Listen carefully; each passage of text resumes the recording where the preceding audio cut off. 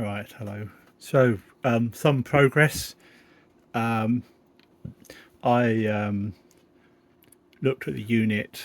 Everything seems to be working okay except for the BFO. So, my initial investigation just told me that the BFO frequency of 2380 or 2830 kilohertz was off. So I put it on frequency, but let's turn it on and hold on, and I'll put it on a signal generator and let's have a listen to it warm up.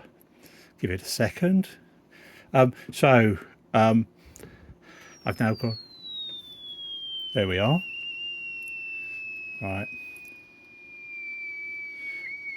and what I've discovered, having got the oscillator working, is that it's very unstable and it's a bit noisy. That's on a signal generator, a 7 meg sig generator.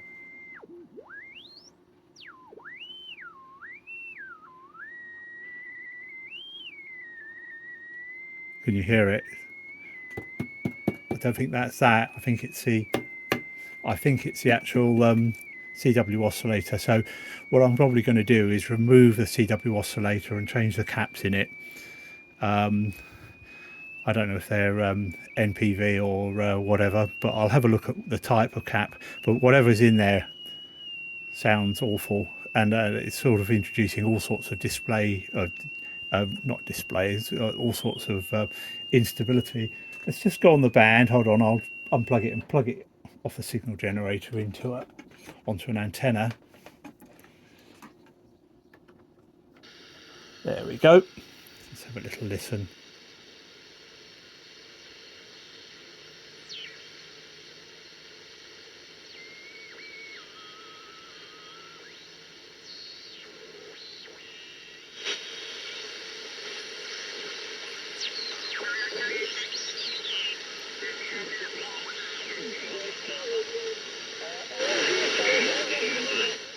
Okay, so again, it's peaking up okay.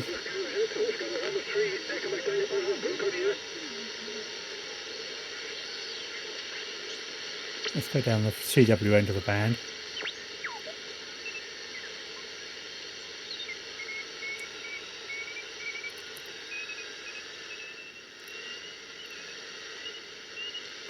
And what's happening is that I think the CW oscillator is drifting, and eventually it's drifting off frequency completely. So it becomes hard to copy anything.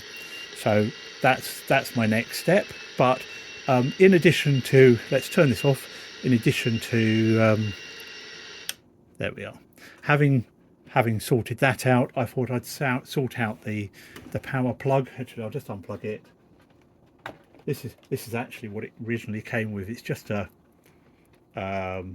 plug, and someone's put a bottle top on it. But anyway, I've proper connection. I've put some araldite on this, or epoxy resin, to seal it all up and make it a nice solid unit. And that basically goes off a nice 3 or 4 amp fuse, which is fine, and then a power pole. So there we go. That's a decent solution for that. So yeah.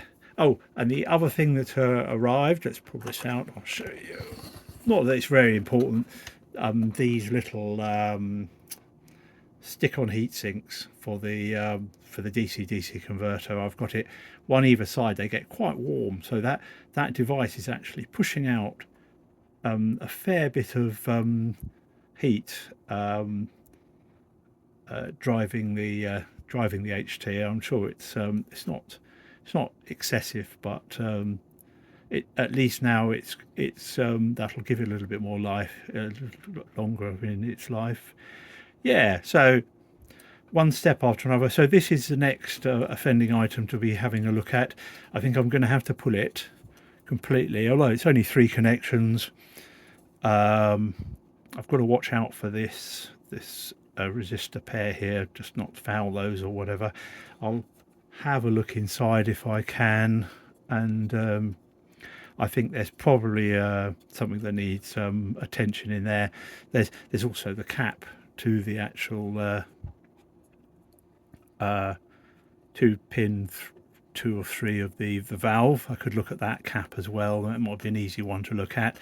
And also the other thing I've looked at, and I think I will use, is there's a modification here for AVC, and it only involves 2 or 3 resistors and just rewire it. So as this one hasn't got AVC, I will probably I'll implement that once all this thing is done, probably in the future. Once I've got things a little bit more stable and working, I'll be happier with that. Okay, so there we go. That's where I've got to. Oh, I wish I could say it was more progress. I've been fairly busy with other things, other projects. I've got to build a few of these. These are my little isolation PTT isolation devices, basically. Oops, that's fallen off. There we go. Take it off. PTT isolation devices. So the components, final components arrive for those. So I'll assemble a few of those and test them, quality control them, and another little job to do. There's endless jobs, isn't it? Right. Thank you for your time. 7 threes.